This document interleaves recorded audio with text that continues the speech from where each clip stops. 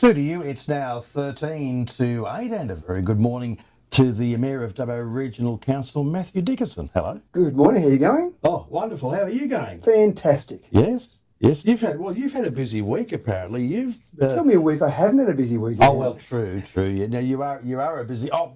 Must ask you first up though. The Rocket in Victoria Park closed today for scheduled maintenance. Just one day, so it's okay. So we don't like to close any of our playgrounds for any length of time. And this one here is the Rocket itself isn't closed per se, but we're doing some work on the soft fall around the Rocket, so you won't be able to access the Rocket because we'll be there working there. So if you were going to go to the Rocket today, I'm sorry, from 7 till 5 today it's closed.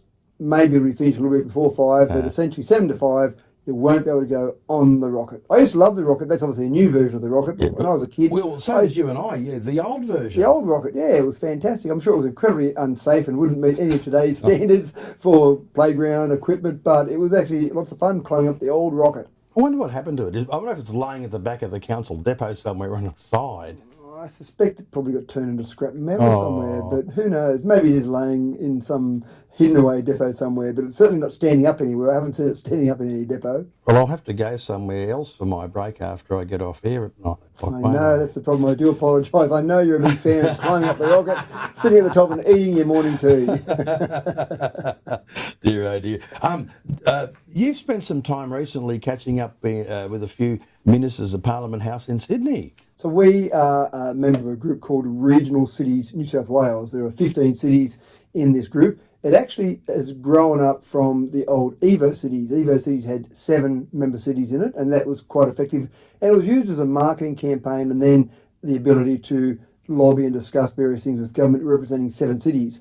And actually, back when I was on council before, I was the chairperson of Evo cities. It's now grown up to regional cities, so we've now got 15 cities, so essentially double the size of that. It's not so much used from a marketing perspective now, it's really used as a way to talk to government with a large group, and I'm actually chairperson of this group again. So when I got back on the council, the first meeting we had of regional cities, they elected me as chairperson from those 15 cities. And so we do go to Parliament House every 3 months approximately and discuss various things with various ministers, and it's actually quite good. We get good access to the ministers because you are representing 15 of those cities. So certainly on Wednesday this week we went in and had a range of meetings. So we met with Penny Sharp. Actually the Penny Sharp meeting was more a Dubbo meeting, but that was a great meeting talking about renewable energy zone and some of the benefits for our community around that. We then also met with Minister Jenny Aitchison, so she's responsible for regional transport and roads. Now Jenny is very familiar with Dubbo, she's been to Dubbo a number of times, I've met with her a number of times, but roads and roads. Oh. And one thing that was good there is that in the last budget in September, they announced an additional $334 million for regional roads, so it was good to be able to thank the Minister for a change. Normally you're saying, please can I have some more, please can I have some more. You are doing that of course as well, but essentially, it was nice to be able to say thank you for that additional money. We will certainly need that and certainly use that. And there's different things that you're talking about. We're running a pinch point program at the moment. We got $400,000 from the last state government to do a pinch point program. And this is really interesting because normally with an LGA, you're looking at your area and trying to get money for roads in your area. When you're a transport company and you're transporting goods from A to B, you don't think to yourself, gee, I'm going through Dubbo Regional Council LGA now, and then, now I'm going through Orange City Council LGA. You're just driving your product, your goods from A to B. We said there are different pinch points in the road network that really slow down the transport of goods. And also, sometimes you might have some issues where it might be some flooding, might be some road issues that really constrains that transport. So we said, again, this is the huge advantage of regional cities. Let's take one step back. Let's look at the pinch points across the entire state. So we did talk to Jenny about that. We haven't finished that piece of work yet, but already in the work that's been done, the preliminary work we've had back, or the information that's come back, 102 pinch points have been identified across the state. Then there'll be a process in saying how much of an impact do they have, how much will it cost. So it was good to give Jenny an update on where we're up to with that. Are there some of those here? Definitely right. And we're grading those in terms of low, medium or high in terms of how much of an impact they have and how important they are. And then we also met with Ron Honig, who's the Minister for Local Government. And Ron himself said he's got great experience as a councillor and as a mayor in Sydney. But he was the first to admit, he sat down and he said, okay, tell me about regional areas, because don't know about regional councils in the context of council. I know about councils in terms of Sydney councils, but what's different? Tell me what's different. So that was great to be able to sit down, and we had met with Ron before. In fact, we were the very first meeting that Ron ever had when he became a minister. They were getting their office sorted out. We requested a meeting. He sat down and said, okay, fantastic. This is the first meeting I've had as a minister. Let's go. So it was good to catch up with Ron as well. And then you also want to keep in touch with some of the other members of parliament. So, for example, Joe McGurr, the independent member for Wagga, caught up with Joe. Now, the independents at the moment are pretty important in the makeup of government, so it's good to have a talk to them. And obviously, Joe, being a doctor, has got some good insights into the health system, so there was some good discussions around health. And then Helen Dalton, who's the independent member for Murray, used to be the Shooters and Fishers member. She resigned from that and she's the independent member now. And again, just some good on-the-ground knowledge from Helen's perspective. She's on a farm, she understands regional, so having friends like Helen in Parliament who do understand regional areas are very important. And then, of course, the next day on the Thursday, we actually have our board meeting where we have a number of presentations. And so we had companies like Landcom come and talk to us. We had the Department of Planning come and talk to us. We've got some problems with some of the methodology they use for forecasting of population. We also had Marika from New South Wales Ports talk to us. They're responsible for Botany and Port Kembla. And then lastly, we had Realm, who was doing that work on our Pinch Point program. So pretty busy 2 days.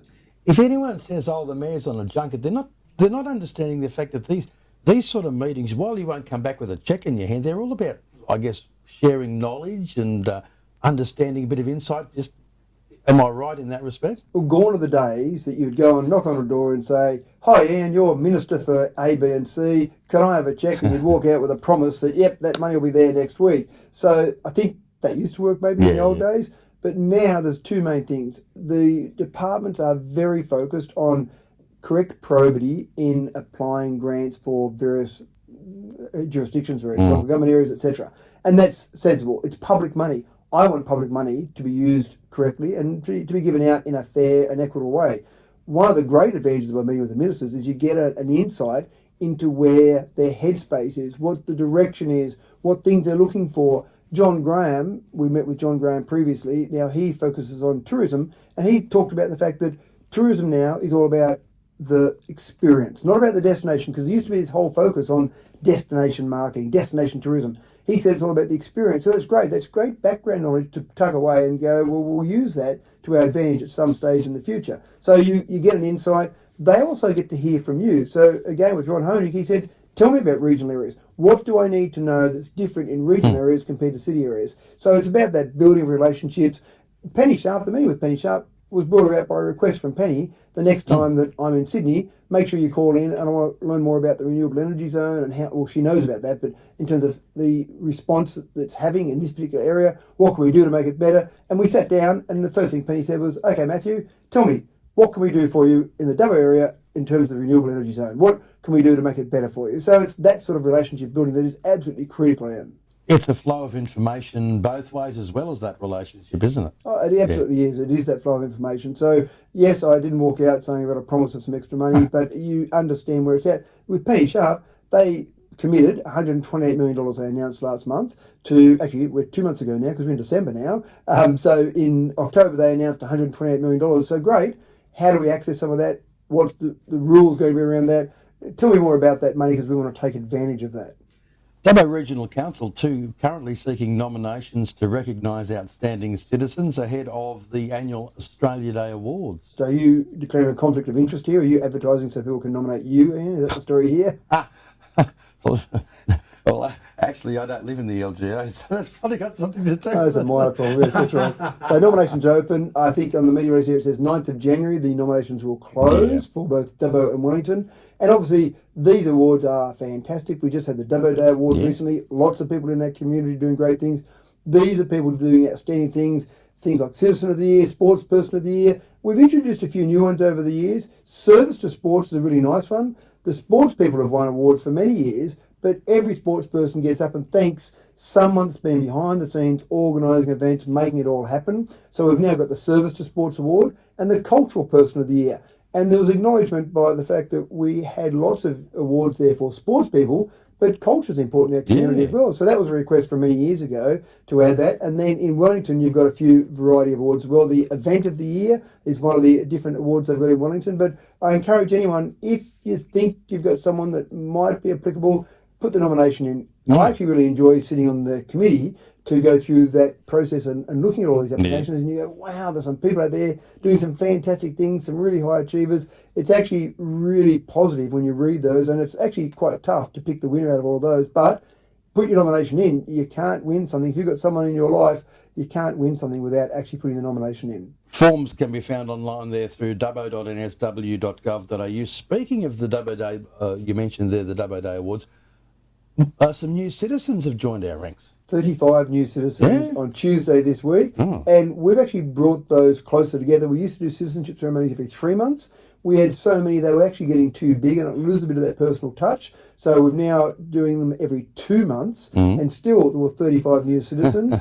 Nepal, India, unusually a lot from the UK. It used to be a lot from the UK years ago. We don't have as many from the UK now as we do from the from the Asian subcontinent, so India, Nepal, Bangladesh, etc.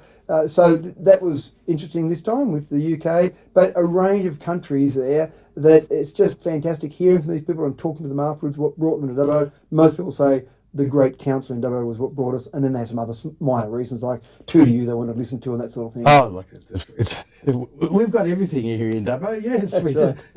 You'll have to put an Eiffel Tower somewhere, you know, but we know we're white. Matthew Dickerson, Mayor of Dubbo Regional Council, as always, thanks for coming in today. My pleasure, Anne. 2 to You, it's now coming up to 2 minutes to 8. The latest in news, sport and weather for you at 8 o'clock.